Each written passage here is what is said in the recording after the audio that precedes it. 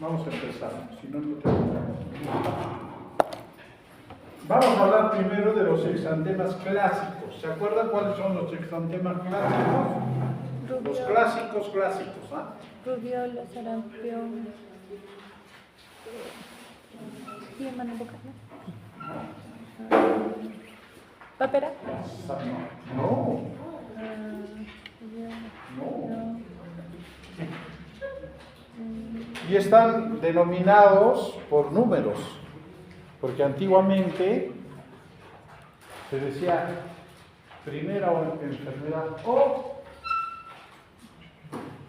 sarampión, segunda enfermedad o rubiola, tercera enfermedad o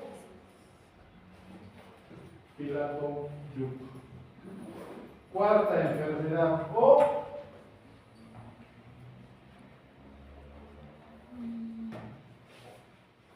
¿cuál es la cuarta enfermedad?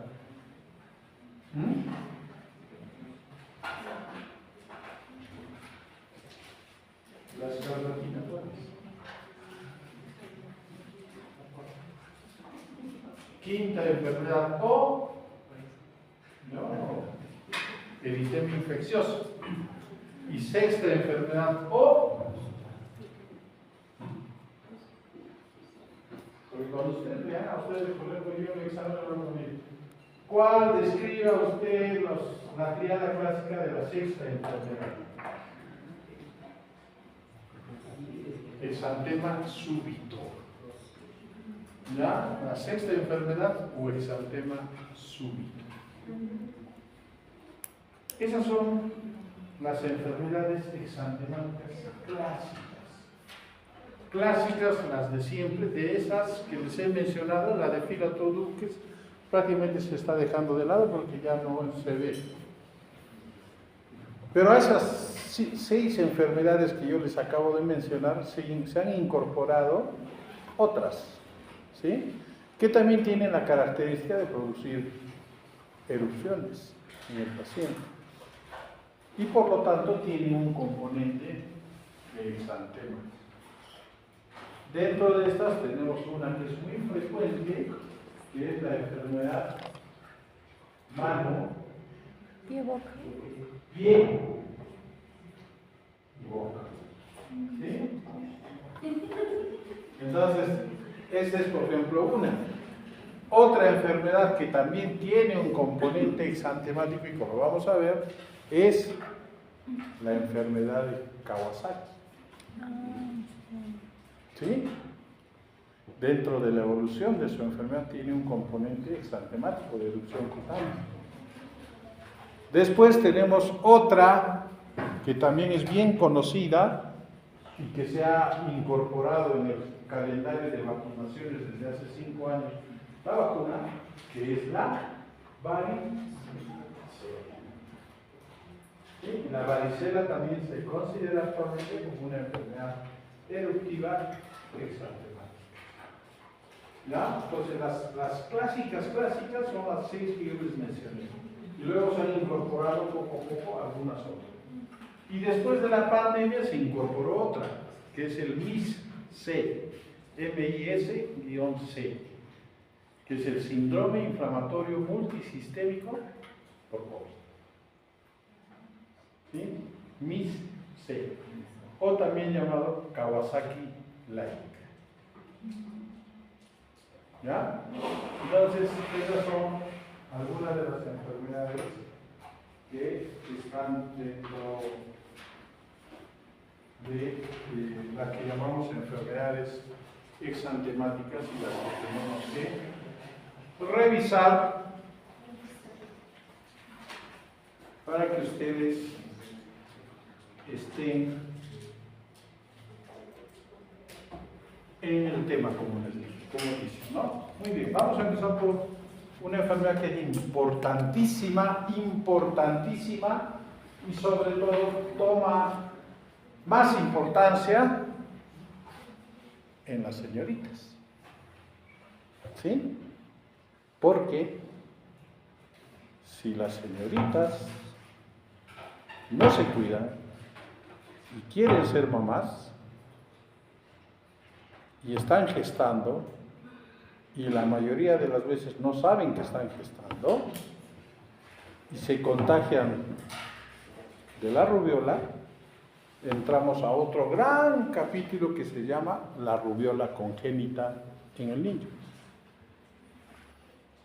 ¿Ya? Entonces, la rubiola puede ser adquirida, ¿sí? O sea, cuando ya ha sido postnatal, puede adquirirse a cualquier edad, pero más frecuente en adolescentes, o puede adquirirse en el útero, cuando el niño está creciendo en el vientre de su mamá. ¿Ya? Entonces, y ese es el gran capítulo que le llama rubiola congénita. Pero acá vamos a hablar algunos puntos de congénita, pero sobre todo de lo que es la rubiola adquirida. ¿Sí? ¿Tiene vacuna o no? ¿Se previene o no? ¿Ah? Sí, ¿no es cierto? ¿A qué edad se coloca la vacuna?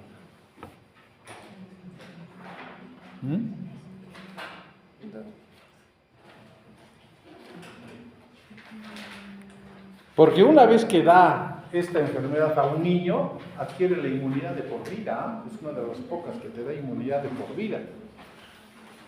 ¿A qué edad se coloca?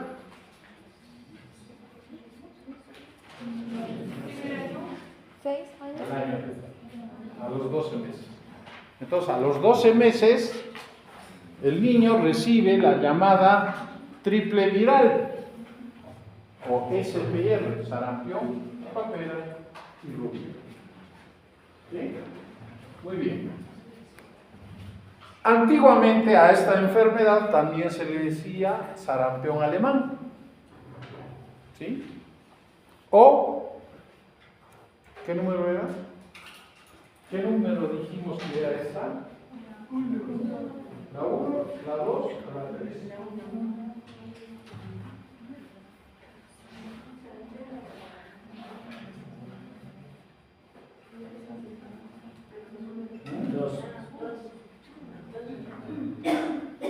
Es la tercera enfermedad. ¿Ya? Rubiola o tercera enfermedad. También llamada sarampión alemán, es una enfermedad febril, exantemática aguda, de etiología viral. ¿Sí? De etiología viral. Que en ausencia de embarazo es generalmente leve, autolimitada y relativamente benigna. Pero cuando ésta se contagia durante el primer trimestre de embarazo, puede ser catastrófica y provocar la muerte del feto o el nacimiento de un bebé con una constelación de anomalías congénitas. Hoy en la mañana yo vi en consultorio un niño ciego con retraso del desarrollo, tenía 2 años, no se sentaba, no caminaba, no veía y convulsionaba frecuentemente. Es un niño que ya hicieron la prueba de tos y salió rubiola. ¿Sí? Entonces, es un niño que adquirió la rubiola cuando estaba la mamá gestando, principalmente en el primer trimestre. Saben que el primer trimestre es la etapa crítica donde se forman los órganos. Y cualquier agresión o noxa externa durante ese primer trimestre es todas las consecuencias que va a producir en el desarrollo orgánico del bebé. ¿Ya? Por eso es importante que las mujeres lleven bien su control. ¿Ya? ¿Por qué? Porque generalmente son las mujeres son las que menos se cuidan en el primer trimestre. Consumen medicamentos, ¿no? Algunas fuman y no saben que están gestando. ¿Ya? Y por eso se produce estos temas. que son horribles cuando ya se adquieren. Algo de historia de la rubiola, fíjense, deriva de la palabra latina rubellus, que significa rojo pequeño, descrita por un médico alemán, por un tal Bergen y un Orlo, por eso adquirió también el nombre de sarampión alemán. El término rubiola fue acuñado recién por Bill en 1866, ¿no? Y ya en el año 1914, Alfred Hess sospechó que la enfermedad era causada por un virus, recién en 1914, y se aisló el virus en el año 1969. Hubo una última gran pandemia entre el 62 y 65 que afectó al 10% de embarazadas, esto en Europa, básicamente. Y la introducción de la vacuna, que es una vacuna viva atenuada, recién se produjo en el año 69. Ya algo de historia de la rubiola. ¿Cuál es la epidemiología de esta enfermedad? Antes de que se iniciara con la vacunación obligatoria de esta enfermedad, la rubiola era endémica con epidemias cada 6 a 9 años. ¿Saben lo que es una endemia, no es cierto? ¿Sabemos qué es una endemia?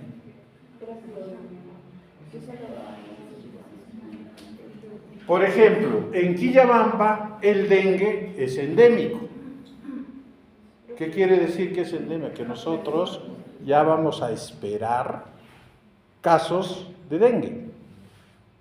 En otras palabras, el dengue convive ya con nosotros. Por eso es una endemia, a diferencia de una epidemia, que es un brote inusual de casos aislados, ¿no? Entonces, esa es una epidemia. Entonces, fíjense que inicialmente se consideró endémica y no vacunados. Actualmente los casos son principalmente importados de países donde es endémica en no vacunados. ¿Ok? Fíjense, en Estados Unidos, luego de la vacunación, los casos han disminuido notablemente y en abril del 2015 la OPS declaró su eliminación en América. ¿Ya? Actualmente se tiene más de 100.000 casos notificados mundialmente. Es una enfermedad de notificación obligatoria. Y en el 2010 se notificaron, miren, 105.000 casos de rubiola congénita a nivel global. ¿Ya? Es algo de epidemiología. No necesariamente el hecho de que yo notifique una enfermedad, en este caso la rubiola, significa que el paciente tiene rubiola. No necesariamente. La vigilancia epidemiológica hace que yo vigile características, signos o síntomas de una determinada enfermedad para que yo pueda estar alerta y que esa enfermedad no se disemine. Entonces, pero esto no significa, porque yo puedo tener 100.000 notificados de rubiola y 0 casos confirmados. ¿Ya? Por eso el tema de notificación es un instrumento o una estrategia en salud que nosotros utilizamos para que no se nos escapen los casos. Cuando veamos sarampión, por ejemplo, el sarampión, la definición de caso sospechoso de sarampión es tan amplia, porque sabemos que el sarampión es una de las enfermedades más transmisibles que existe, y la definición de caso sospechoso es todo aquel caso que el personal de salud sospeche que tiene sarampión, es notificado. Es eso, es una definición demasiadamente amplia. Y otra definición de caso sospechoso es aquel paciente que presenta infección cutánea, fiebre, qué sé yo, algunas otras características, debe ser notificado. ¿Ok? Entonces, una vez que tú notificas un caso sospechoso, se activa la vigilancia epidemiológica. Y la activación de la vigilancia epidemiológica es que se activa laboratorio, se activa todos aquellos medios para que tú tengas que a ese paciente tomarle muestra de heces, muestra de orina, muestra de sangre, depende de qué es lo que estás notificando, y se manda a laboratorio. Si te llega la respuesta y no, perfecto. Pero cuando te dice sí, está confirmado, ahí se vienen los problemas, ¿no? Porque empezamos con todo el tema de vacunar a los sanos, ¿no? Para que la enfermedad no se propague. ¿Sí? Saben lo que es bloqueo, saben lo que es, cuando son estrategias de vacunación, ¿no es cierto? Cuando tenemos un caso sospechoso de sarampión, aunque nos llegue el resultado, nosotros hacemos un bloqueo de vacunas. Y el bloqueo no es otra cosa que vacunar a todos los niños al margen, y adolescentes muchas veces, al margen de su estado vacunal, ponerles un refuerzo, porque en este caso si es sarampión, contra la triple viral que se coloca. Y generalmente del caso sospechoso a 10 cuadras a la redonda es la zona de bloqueo. A diferencia del barrido, que también es otra estrategia epidemiológica ante un caso sospechoso. El bloqueo es a 10 cuadras y el barrido es en una localidad. Yo puedo hacer bloqueo por un caso sospechoso en Santiago, ¿sí? Pero puedo hacer barrido en toda la ciudad. Por ese caso sospechoso. ¿Ya? Y ese es un poco el éxito de la vacunación cuando se tiene estos casos sospechosos. ¿Ok? Muy bien.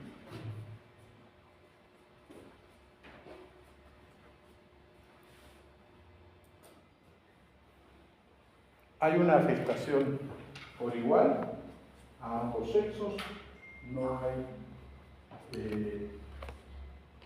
variación entre uno y otro. Normalmente la edad de afectación antes de la vacunación es entre los 5 y 9 años, y actualmente ya esto se ha prolongado. Ya no vemos tantos casos de rubiola en menores de 15 años, ¿no? Realmente ya como que se ha centralizado la afectación en mayores de 15, 20 años, ya son aquellos los que presentan los casos de rubiola adquirida, ¿no? No rubiola congénita. Entonces, ¿cuáles son los factores de riesgo? Personas no vacunadas, viajar a áreas endémicas y si tienes alguna inmunodeficiencia, también estás en riesgo de poder adquirir esta enfermedad. ¿Cuál es el agente etiológico? Hemos dicho que la rubiola es de origen viral, ¿ya? Recuerden que tenemos y pertenece, este virus es un virus ARN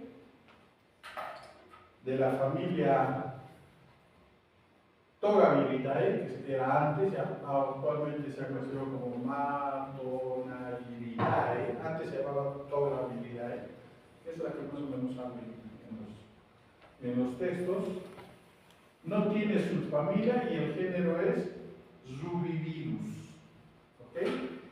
Género Rubivirus y el virus de la rubiola. Tiene 3 proteínas estructurales, 2 proteínas no estructurales. Su nucleocápside está compuesta por proteína C. Se transmite por aerosoles o gotitas de Bush. Y la vía de entrada generalmente al ser humano es la vía respiratoria. ¿Ok? Se destruye con detergentes o amonios cuaternarios. Tiene tampoco no sobrevive en calor extremo, sin mayores de 50, y tampoco en luz ultravioleta. Y esto es importante. El ser humano es el único reservorio conocido de este virus. ¿Sí? El ser humano es el único reservorio conocido. ¿Ok?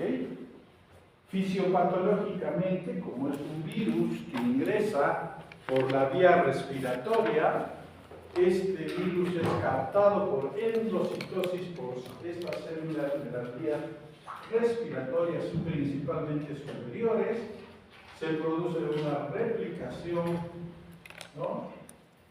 Y se produce la síntesis de proteínas estructurales en el retículo endoplásmico que se ensambla en el aparato de Golgi de esas células que han sido invadidas. ¿Ya? Entonces, se replica, se produce la maduración y luego estos son expulsados, ¿no? Recuerden que la viremia puede ocurrir entre los 5 a 7 días después de la inoculación con diseminación a ganglios, placenta, piel y todos los órganos que son atacados por este virus, ¿no? Si es que esta se transmite por vía placentaria en una mujer gestante, lo que produce es un daño al feto y en donde hay una necrosis en el epitelio de las vellosidades coriónicas, daño viral directo a la célula, inhibición de mitosis y daño citopático de células endoteliales con isquemia de aquellos órganos que se están formando y se están desarrollando durante ese primer trimestre. ¿Ya? Fíjense, el riesgo de infección fetal cuando una mujer se contagia de rubiola en el primer trimestre es del 80% de los casos. En el segundo 25, de la 27 a la 30 semanas 35 y mayor a 36 semanas el 100% también ya es afectado. Esa es la infección fetal, pero a nosotros lo que nos interesa es esto, ¿no?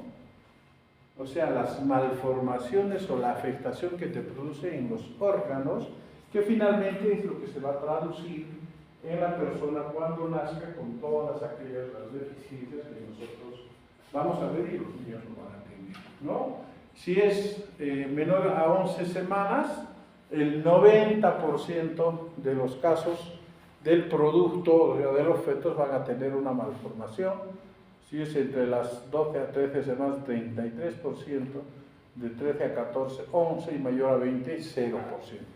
Básicamente, primer trimestre, ¿no? Y cercano y un poquito más. Entonces, fíjense cuán importante es que durante ese primer trimestre no se adquiera esta enfermedad. Pero actualmente es raro ver, y es raro también ver mujeres en edad fértil que no tengan o que no hayan recibido la vacuna contra la rubiola. ¿Ya? Si hablamos de clínica, fíjense, tenemos que saber de que existe una rubiola adquirida o postnatal y una rubiola congénita, que es como les expliqué, ¿no? Fíjense, la rubiola adquirida postnatal tiene un periodo de incubación de 14 a 21 días, después de la exposición, básicamente. Gran mayoría de los pacientes son asintomáticos, tiene un periodo prodrómico de 1 a 5 días, con presencia de febrícula, anorexia, náuseas, malestar, coriza, tos, cefalea, conjuntivitis, dolor faríngeo y mialgia. ¿Ya? Luego del periodo de incubación hay ese pródromos que dura entre 1 y 5 días. ¿Sí? Entonces, no se olviden el periodo de incubación de 14 a 21 días. Y lo que es importante, el periodo de transmisibilidad o de contagio.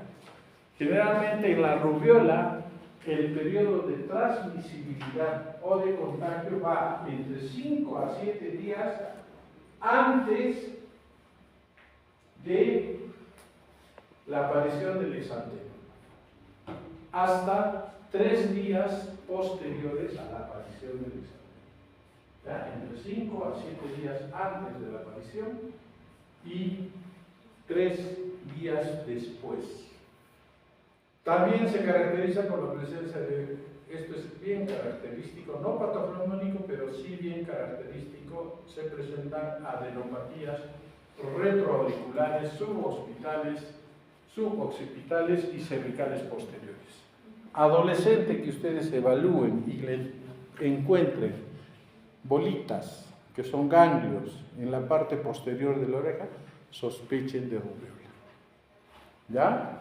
Sospechen de rubiola. Que es uno de los signos no patognomónicos, pero sí frecuentes que se presentan en estos pacientes.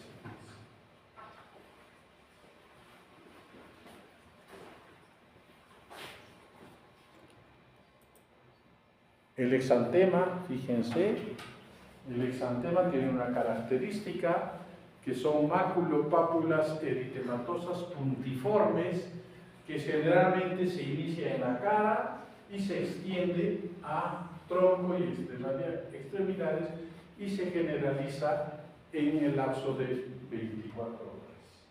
¿Ya?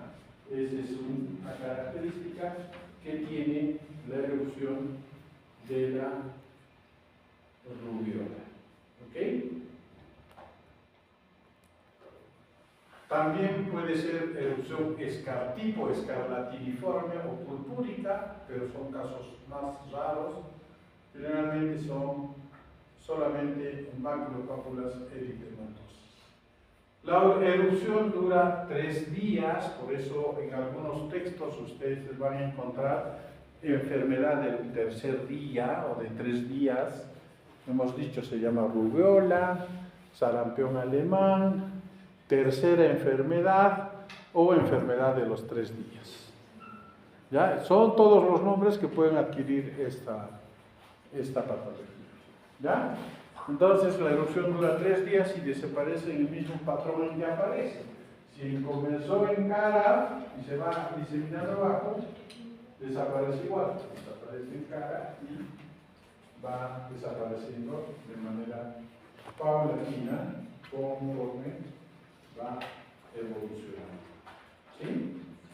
Entonces, no se olviden que hay un periodo prodrómico, luego del periodo de incubación, que generalmente es un cuadro catarral el que presenta. Fíjense cómo son las lesiones de la piel a nivel, hay algunas máculas y algunas pápulas, ¿no? Las pápulas están sobrelevadas y tienen esa característica. Aquí está, en adolescentes, comienza en la parte de retroauricular y se va extendiendo a tórax anterior y posterior. ¿Ok? Existen las llamadas manchas de Forchheimer, que se da no en todos los casos, y básicamente se caracterizan por la presencia de petequias en el paladar blando, ¿sí? Que pueden preceder o acompañar a la erupción exantemática, ¿sí? No son patognomónicas de la rubiola, porque también lo podemos ver en el sarampión y en la escarlatina. ¿Ok? Entonces no se olviden que estas manchas de Forchheimer pueden predecer, o sea, antes de que aparezca el exantema y muchas veces de manera continua. La cronología de la sintomatología de la rubiola es esta, fíjense.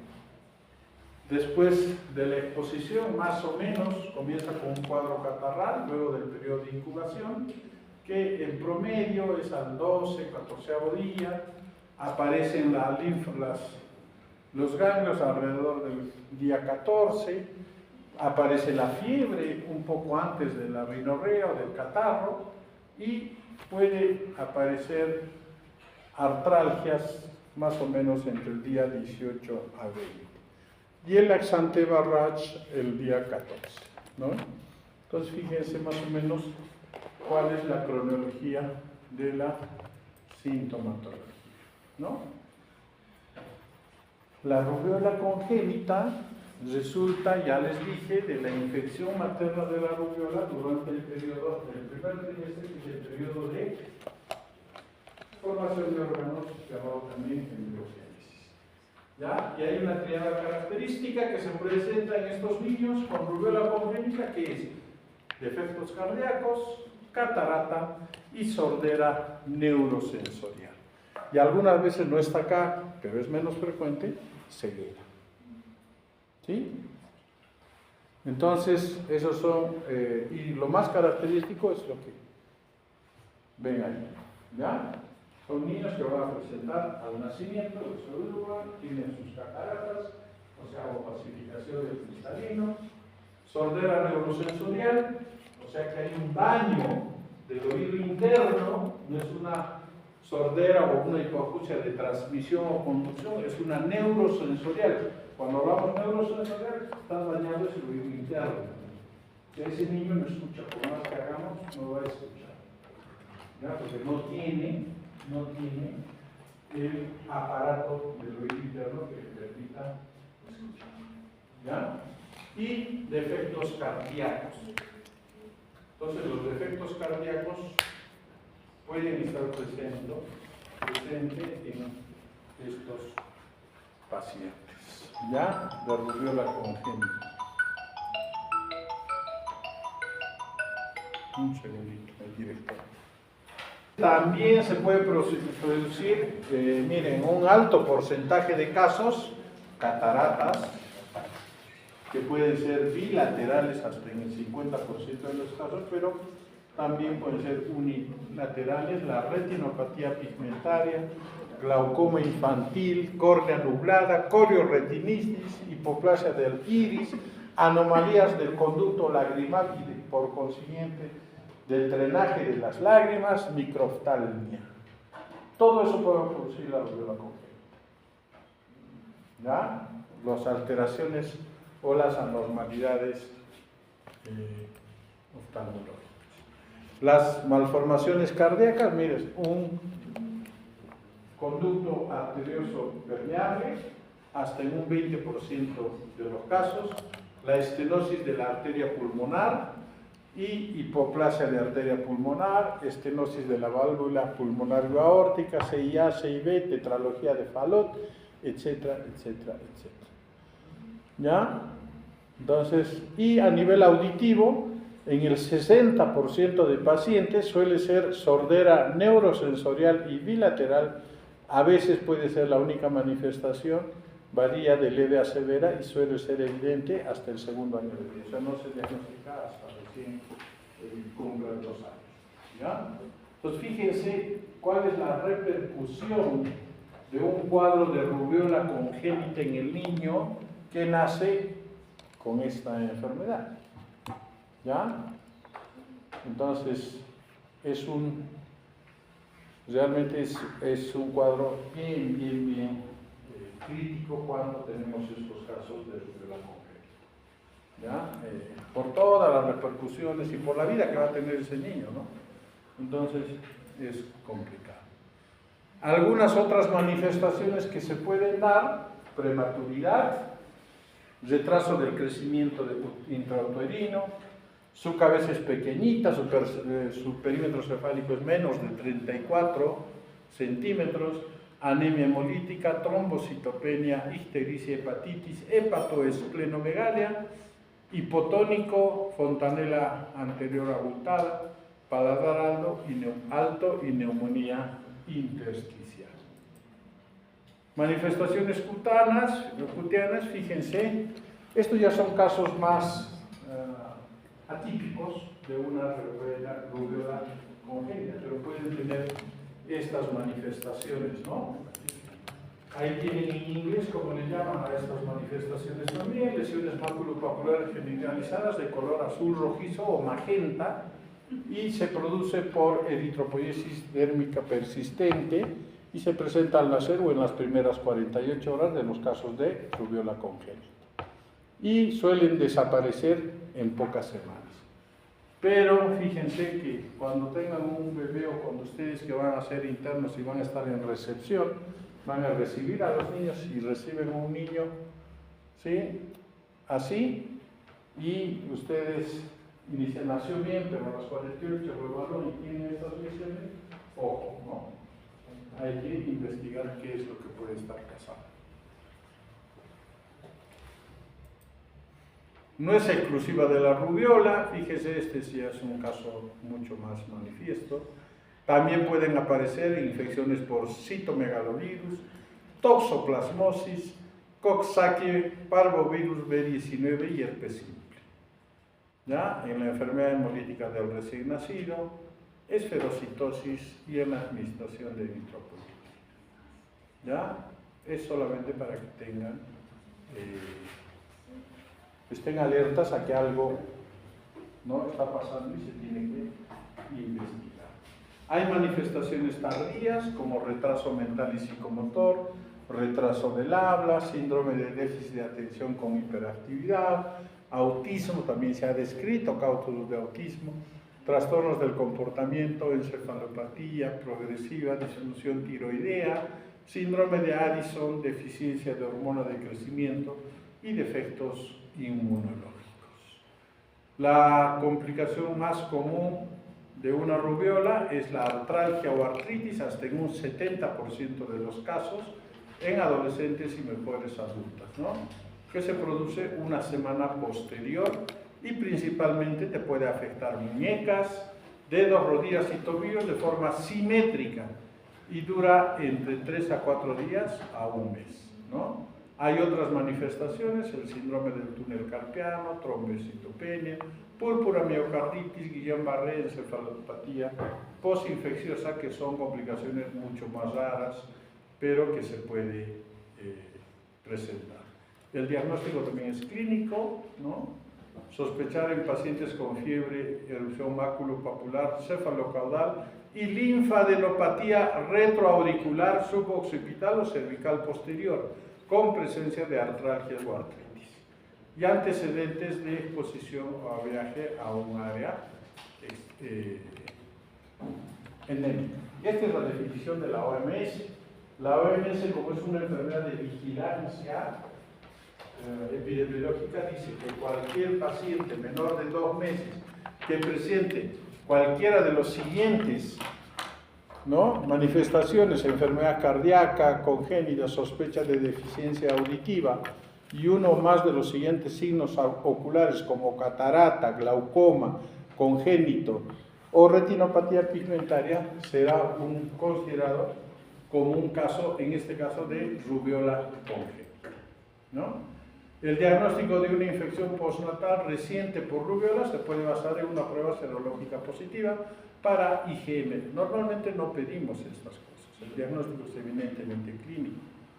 El 50% es positivo, ¿o no? El día de la erupción, al 5.º día la gran mayoría tiene IgM específica de rubiola detectable y puede persistir esta IgM hasta 8 semanas. También se puede dosar los anticuerpos o la serología IgG. También se puede dosar con un aumento 4 veces o mayor a títulos de IgG específica para la rubiola entre la etapa aguda y la inicial, ¿no? Y ahí está que se necesitan para esto 2 muestras de suero extraído y persisten los anticuerpos IgG toda la vida, ¿ya? Entonces eso se puede dosar y se va a dar cuenta de que está en contacto. También se puede hacer cultivo viral, no lo hacemos, es costoso, requiere mucho tiempo y no fácilmente disponible. Y también se puede hacer PCR en tiempo real, ¿no? Eso sí es más factible hacerlo y para eso necesitamos muestras nasofaríngeas y de orina con diagnóstico rápido y puede identificar inclusive el genoma. ¿Ya? Ahí están más o menos la época en la que aparecen todos estos indicadores serológicos para poder ser medido y sobre todo y principalmente para que ustedes puedan solicitar en cuál es el momento adecuado para solicitar estas pruebas, ¿no? Entonces, el diagnóstico del síndrome de rubiola congénita se debe realizar mediante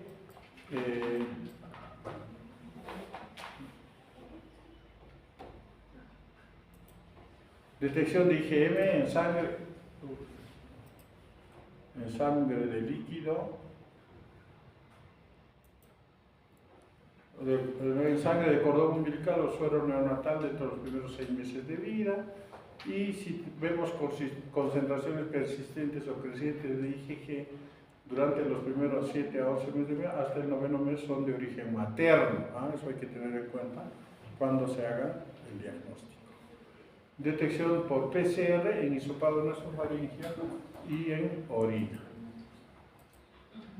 No hay terapias antivirales específicas disponibles para la rubiola. Recuerden, es una enfermedad viral. En personas no embarazadas, es principalmente sintomático y consiste el tratamiento en AINES para la artralgia o artritis grave. Aspirina, no se olviden. En embarazadas depende de la edad gestacional. Si ocurre antes de las 20 semanas, el feto está en riesgo de malformación y se puede utilizar, en este caso, no lo hacemos acá en el Cusco, en Lima parece que sí se puede hacer, se puede utilizar inmunoglobulina intravenosa en quienes la interrupción del embarazo no es una opción. Fíjense que en Estados Unidos, si ya te diagnostican al tercer mes que tu hijo es portador de rubiola, puedes interrumpir el embarazo y eso está permitido y legislado. Acá no, ¿sí? Acá no, igualito. ¿Sí? Pero es un niño que va a nacer condenado a tener una vida no normal, ¿no? Entonces, complicaciones, el tratamiento, ¿no? Cuando tenemos trombocitopenias graves, inmunoglobulina endovenosa, cuando hay encefalitis, anticonvulsivos, corticosteroides e inmunoglobulina endovenosa, ¿no? El tratamiento del síndrome de rubiola congénita, fíjense, sintomático, específico del órgano, es un enfoque multidisciplinario entre el pediatra, cardiólogo, oftalmólogo, otorrinolaringólogo, terapista del lenguaje y todo eso, para dar un poco calidad de vida a estos niños que nacen con esta enfermedad, ¿no? Entonces, no se olviden que el paciente es infeccioso entre el 5º y 7º día antes del rash y generalmente de 3 días nosotros hablamos de 7 días también después del rash, ¿no? Pero generalmente es 3 días después. El pronóstico cuando se trata de una rubiola adquirida es generalmente cursa como una infección leve, autolimitada y relativamente benigna. La infección congénita al principio del embarazo puede provocar aborto espontáneo, muerte fetal intrauterina y un síndrome de rubiola congénita. ¿Qué es lo que desearíamos? Es que se produzca un aborto espontáneo, ¿no? Porque sabemos que ese niño no va a tener, no quisiéramos o no queremos que llegue a tener su síndrome de rubiola congénita. El pronóstico de la congénita varía según la gravedad y la cantidad de órganos afectados, y en casos graves hay una mortalidad del 15% durante el primer año de vida. ¿Ok? Entonces, hasta ahí es que ¿qué tema? ¿Segura? ¿No te he soñado? ¿Ya? Hasta ahí es el tema de rubiola. ¿Ya? Lo que no les dije y que es necesario que lo sepan, que presenta, luego del exantema, una descamación fina. ¿Ya? La rubiola, el exantema de la rubiola, exantema, máculo, papular, eritematoso, así se llama, tiene una descamación fina en su etapa de convalescencia, o sea, cuando el cuadro está remitido. ¿Ya? Una descamación fina. No tiene, sí tiene vacunas, ¿sí? Y también la inmunización pasiva por inmunoglobulinas de ser el caso. ¿Ok?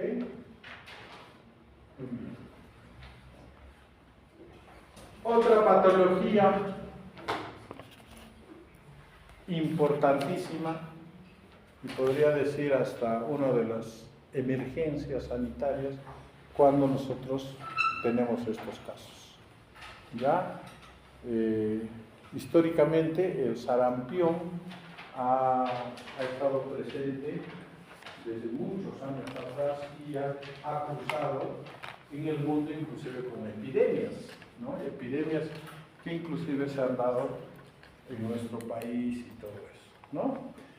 Es una enfermedad exantemática aguda. Sarampión, ¿qué número de enfermedad era?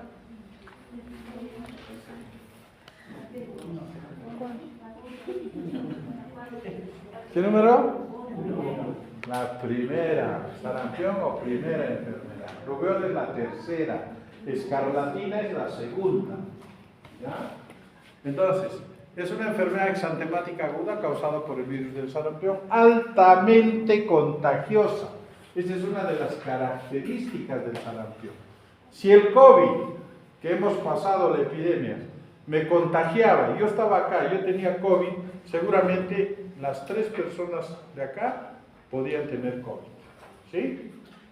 Pero el sarampión, si yo tengo sarampión y estoy hablando acá, seguramente hasta la tercera fila se van a contagiar de sarampión, ¿ya? Es altamente contagioso, porque el virus permanece en el aire hasta 2 horas, ahí dando vueltas, ¿ya? Enfermedad aguda causada por el virus del sarampión, altamente contagiosa, prevenible por vacunación y caracterizada por un periodo prodrómico febril con manifestaciones respiratorias y un enantema específico patognomónico que se llama, ¿cómo se llama el enantema específico patognomónico del sarampión? Manchas de Hopping. Seguidas de una erupción maculopapulosa generalizada, también hace un EMPE, un eritema maculopapular eritematoso generalizado. La enfermedad generalmente se autolimita, si es que el paciente no se muere, se autolimita. Sin embargo, en algunos casos se presentan complicaciones de moderadas a severas, ¿ya? Entonces, el sarampión, la primera enfermedad que se llama, es una enfermedad a tener en cuenta y forma parte de esta patología de enfermedades eruptivas de la infancia. Algo de historia, desde el siglo XI y XII se identifican casos en humanos. Sydenham, ¿se acuerdan de Sydenham?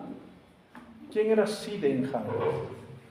Bueno, era un médico investigador todo, pero eso, la Corea de Sydenham, ¿no se acuerdan? Cuando han hecho neuro, no se acuerdan, ¿no? Hay una Corea de Sydenham, pero este muchachón también fue el primero en distinguir la viruela del sarampión.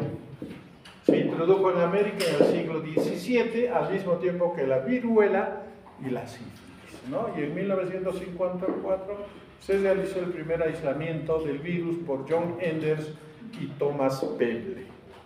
La primera cepa se denominó Edmoston en honor a un paciente en el que se aisló esta cepa, y la vacuna, que es una vacuna vírica atenuada, estuvo disponible recién desde el año 1960.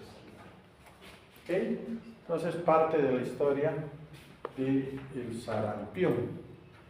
Epidemiológicamente, fíjense cómo han ido hasta cuando se empezó, puede tener patrones temporales regulares impulsados por la acumulación y disminución de individuos susceptibles y agruparse especialmente entre poblaciones susceptibles, ¿no? Con la vacunación esto ha ido disminuyendo. El agente etiológico es el llamado virus del sarampión, es un virus ARN de la familia Paramyxoviridae, del género Morbillivirus y de la especie virus del sarampión. Codifica 8 proteínas, 3 proteínas relevantes, su M, HN y F, su envoltura lipídica, se transmite por aerosoles, la vía de entrada respiratoria, y es algo porque lo hace muy transmisible, es porque permanece en superficie hasta 2 horas. ¿ya? Y a veces en el aire dando vueltas también, si es que tenemos una corriente de aire. Por eso su alta transmisibilidad de este virus. ¿Ok?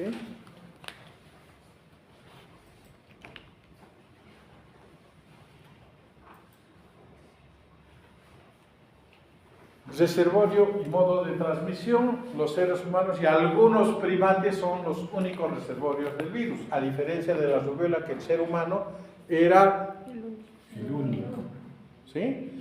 Pero el sarampión se ha encontrado en algunos monitos. ¿Ya?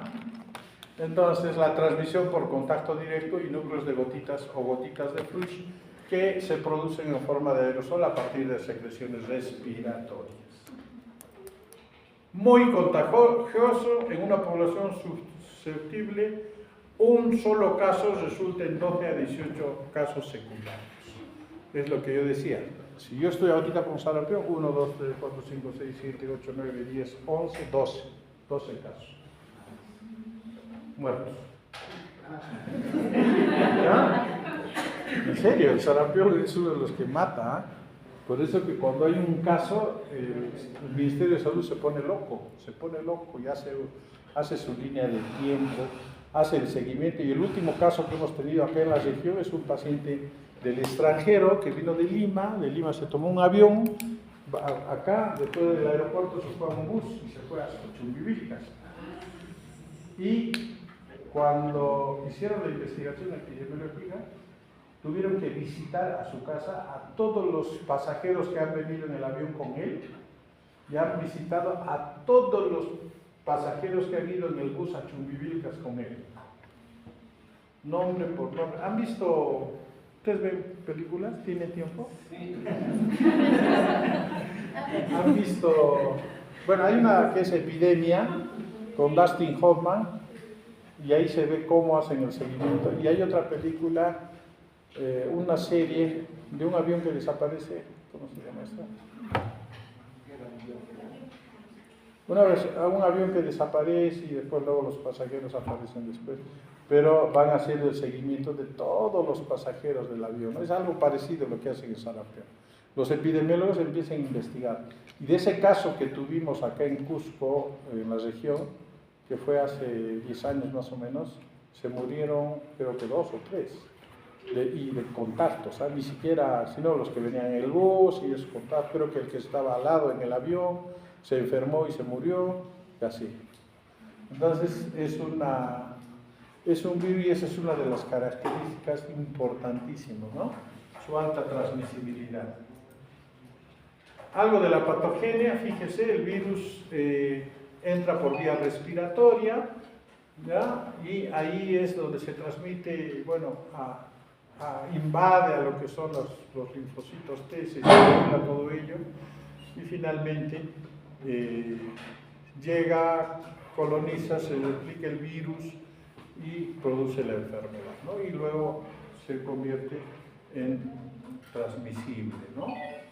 Entonces fíjense todos los involucrados en la respuesta inmunológica del virus, ¿no? Se activa el interferón alfa y todo eso que tiene que ver con la respuesta. El cuadro clínico tiene un periodo de 7 a 14 días donde el paciente es asintomático en su periodo de incubación, tiene una fase prodrómica que dura entre 2 a 4 días con fiebre leve a moderada y aumento al menos una de las 3 C, ¿no?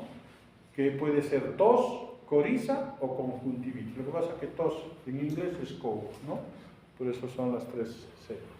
Entonces, al menos una de esos en la fase prodrómica y en la fase aguda ya tenemos una erupción cutánea 3 o 4 días después de la fiebre y una duración total del cuadro de 3 semanas. Su fase prodrómica, fíjense esta foto, esta es la fase prodrómica o catarral, inicia con fiebre que puede ser leve a moderada, raramente llega hasta los 40 grados, pero dura los primeros 7 días, ¿no? Y se acompaña de tos, conjuntivitis, edema palpebral, fotofobia y odinofagia, ¿no? Es similar a cualquier infección respiratoria. La fase aguda ya presentamos manifestaciones cutáneas.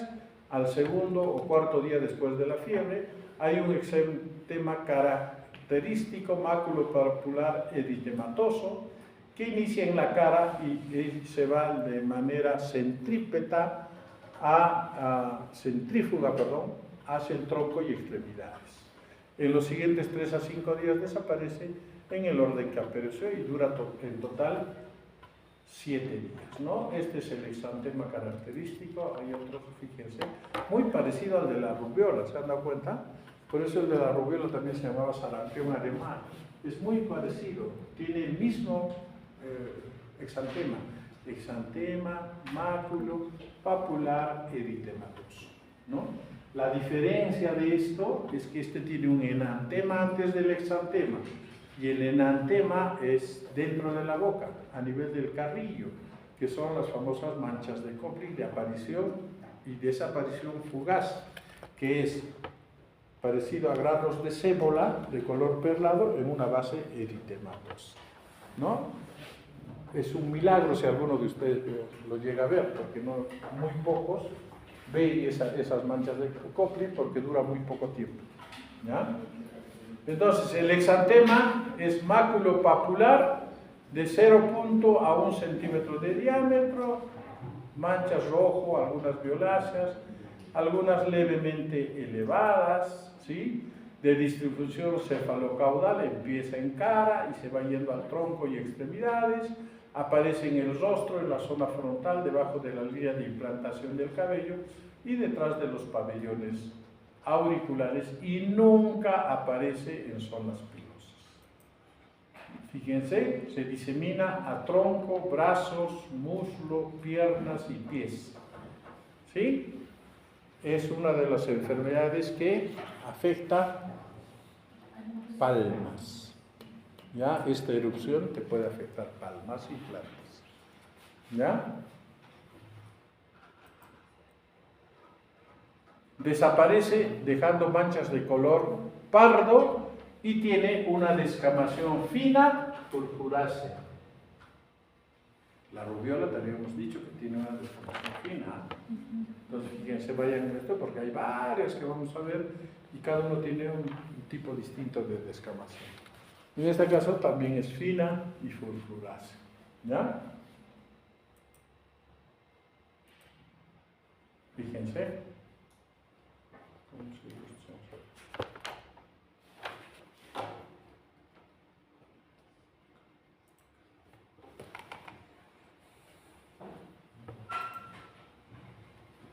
Y estas son las famosas, bueno, acá tenemos varios, también pueden estar presentes las líneas de Stimson, pequeñas hemorragias en los párpados, y manchas de Hermann, que es rarísimo, puntos blancos en la faringe, más patognomónico es la de Koplik. Me he puesto una foto de Koplik. Ahí está. Ya decía yo por qué. ¿Ya? Las manchas de Koplik nunca lo van a ver, pero nunca se olvidan. ¿Acaso? Son así. Es como si fuera un grano de sémola en una base eritematosa, ¿no? Son patognomónicas del sarampión. No se presenta y no lo van a ver en otra enfermedad. Presentes en el 70% de los casos, de color blanco, tono azulado, cara interna del carrillo, a la altura del primer o segundo molar inferior en el velo del paladar. ¿Ya? Primer o segundo molar inferior en el velo del paladar, y aparecen 1 o 2 días antes de la erupción cutánea y están presentes 1 o 2 días adicionales. Máximo duran 2 días. ¿Ya? Un día antes, un día después. ¿Sí? Un día antes de la erupción que aparece el exantema y desaparece después. ¿Ya? Entonces no se olviden que estas son patognomónicas del sarampión. Fíjense acá, ahí están otros tipos de manchas de Koplik, pero estos ya son en pacientes adultos. El sarampión da también a los adultos, ¿eh? No es solamente de niños. Cronología de una infección típica de sarampión, fíjense, ahí tienen el tiempo en días, desde el momento cero, antes de la aparición del rash, ya el paciente presenta fiebre, ¿okay? Más o menos 3 a 4 días antes de la aparición del rash, el paciente ya está con fiebre. El rash, desde el momento de la aparición, coincide con también la aparición de las manchas del Koplik. Hemos dicho que el rash o el exantema puede aparecer de 1 a 2 días antes, hemos dicho que las manchas de Koplik puede aparecer 1 a 2 días antes del rash, ¿no? O el exantema. Hay conjuntivitis y coriza, tos, se puede complicar con neumonía, encefalomielitis o encefalitis por cuerpos de inclusión en inmunosuprimidos, ¿no? Panencefalitis subaguda o esclerosante o el llamado PANDAS. Complicaciones, ¿quiénes tienen mayor riesgo de complicaciones? Los niños, adultos mayores de 20, embarazadas, desnutridos, inmunosuprimidos, más grave en pacientes de los países en vías de desarrollo, y las complicaciones principalmente incluyen otitis media, neumonía, diarrea, encefalitis postinfecciosa, panencefalitis esclerosante que puede presentarse años inclusive después y muerte en 1 cada 1000 pacientes. Las complicaciones neurológicas del sarampión son poco frecuentes, pero pueden provocar una discapacidad grave o muerte. Fíjense, encefalomielitis desmielizante aguda en las primeras 2 semanas, panencefalitis esclerosante aguda, que puede aparecer mucho más, no es tan pronto, sino pasan algunos meses, encefalitis con inclusión de cuerpos de inclusión, 1 a 7 meses después de la infección. ¿Ya? Diagnóstico, el diagnóstico se fundamenta en 3 elementos: clínica, epidemiología y laboratorio. ¿Ya? Ese es lo que actualmente se postula, ¿no? Pero la clínica es siempre lo más característico. Un caso típico se reconoce fácilmente durante los brotes, en otras ocasiones es difícil. Ya les dije que el MINSA en el Perú define al caso sospechoso de sarampión en todo aquel paciente en el que el personal de salud sospeche que tiene sarampión, es un caso sospechoso. ¿Ya? Pero también hay otras definiciones. En el caso del CDC, por ejemplo, dice aquel paciente que presenta una erupción maculopapular generalizada, fiebre, tos, coriza y conjuntivitis. ¿Ya? Entonces, esa es una sospecha también que se puede tener. El laboratorio, podemos nosotros dosar anticuerpos IgM, reacción en cadena de polimerasa, PCR, ¿no? Y también anticuerpos específicos contra el virus del sarampión por ELISA, ¿no? Y ahí están, fíjense, cuándo se debería pedir, siempre presentes a partir del 4º día del exantema y permanecen positivos por más de 30 a 60 días, ¿sí? También los IgG podemos nosotros dosarlos más allá del periodo agudo, ¿ok? Persisten durante mucho tiempo después de la infección, en algunos casos durante toda la vida, ¿no? El PCR se puede realizar en orina, sangre, fluidos orales y nasofaringeos con su sensibilidad y especificidad que son altas, y es positivo inclusive antes que aparezcan los IgM, y permite el PCR la genotipificación del virus. ¿Ya? ¿En qué momento hacer el diagnóstico? Fíjense dónde es la mayor, el pico, el acné de estos anticuerpos que se pueden dosar en sangre con las distintas técnicas, ¿no? ¿Qué hacemos cuando estamos frente a un caso de sarampión? Lo primero que hay que hacer es notificar en las primeras 24 a 48 horas, ¿no? Y hacer el estudio epidemiológico. Se hace la toma de muestra con suero, exudado faríngeo y orina. ¿Ya? ¿Con qué tenemos que hacer el diagnóstico diferencial? Con el exantema súbito, con el eritema infeccioso. ¿Quinta o sexta? Sexta enfermedad. quinta enfermedad o eritema infeccioso, también llamado megaloeritema, la enfermedad de Kawasaki y la escarlatina. ¿O qué número? Segunda. Segunda. Como ustedes ya saben los números, vamos a preguntar números. ¿No es cierto? La escarlatina se llama primera, segunda, tercera, cuarta, quinta enfermedad. Es una facilísima, ¿no?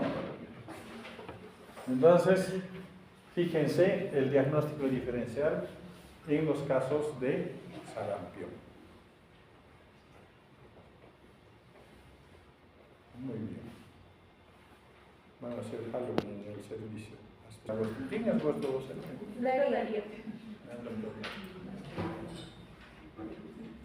Hemos dicho que el sarampión y rubiola es casi igual, ¿no? En el tema, ¿cuáles son? Fíjense, algunas características que difieren una de otra, ¿no? Entonces, ambos son virales, ambos son RN, el periodo de incubación de 14 a 21 días en rubiola, el sarampión es más corto, de 7 a 14, el pródromo es 1-5 en rubiola, en sarampión de 2 a 4 días, también hay un tema de coriza y un periodo catarral. El rash es maculopapular eritematoso que comienza en cara en el caso de rubiola, se extiende a tronco y dura 3 días, ¿no? Y en cambio en el sarampión es maculopapular eritematoso, inicia en cara, luego tronco y extremidades que desaparece en 3 a 5 días en el orden que aparece. Otras características en el sarampión, las manchas de Koplik y en la rubiola las adenopatías retroauriculares, suboccipitales, cervicales posteriores, las manchas de Forchheimer y el síndrome de rubiola congénita, ¿no? El diagnóstico IgM-IgG y PCR en tiempo real, igualito, IgM principalmente para sarampión y PCR, ¿no? Tratamiento sintomático, en sarampión hay varios estudios que dicen que se puede dar vitamina A, ¿ya? No todos tienen la disponibilidad de dar esa vitamina, pero sí hay, se puede dar, pero esencialmente es tratamiento sintomático y rezar mucho para que no se complique. ¿Ya? Porque el sarampión se complica fácilmente, hacen su neumonía, hacen su problema neurológico o se mueren. ¿Ya? El periodo de contagio de 5 a 7 días antes del rash y generalmente 3 días a 5 días después del rash, algunos 7 consideran, el sarampión 4 días antes y 4 días después del rash. ¿Ya? Del rash es el exantema, ¿no? La aparición en el organismo. Tratamiento, no existe tratamiento antiviral específico para el sarampión, que el tratamiento solamente es sintomático y uno de los objetivos es prevenir que se deshidrate y el tema de su nutrición. Reposo, paracetamol si es que tiene fiebre, ambiente húmedo, no se da antibióticos, ambiente de escasa luz, porque el sarampión produce fotofobia. ¿Sí? Las personas no quieren tienen problemas con la luz. Por eso, habitación con luz tenue o escasa. Y si hace su rinorrea, se puede optar por algunos antihistamínicos. Como les vuelvo a decir, la vitamina A es una alternativa que está descrita para dar como tratamiento de soporte en niños pequeños. Dosis altas de vitamina A durante 2 días reduce la mortalidad en niños pequeños hospitalizados, así como inmunosuprimidos, ¿ya? Ahí están las dosis, menores de 6 meses 50.000 unidades, de 6 a 12 100.000 y mayores de 12 meses o más grandecitos 200.000 unidades. ¿Okay? Nuevos tratamientos, se han utilizado agentes para tratar pacientes graves como antivirales como la ribavirina y el interferón y se han observado resultados positivos. Sin embargo, se necesita más investigación porque todavía están en estudio. ¿Okay? Recordar que los pacientes son infecciosos 4 días antes y 4 días después del rash. ¿Ok? ¿Hasta acá? ¿Vamos bien? Sí. ¿Con sarampión? Sí. ¿También? Sí. ¿Sí? Sí. Esperamos que no nos dé, nunca. ¿Ya? Entonces, nos puede dar alguna vez, porque si hay epidemia o brote, nosotros somos los más expuestos. ¿Ya? Nosotros vamos a ser los primeros expuestos y seguramente los primeros en contraer la enfermedad. ¿Ya? Pero bueno, de peores batallas hemos salido. ¿Ya? Muy bien, vamos a ver la otra enfermedad que se llama, la segunda, ¿cuál era? Escarlatina. La escarlatina.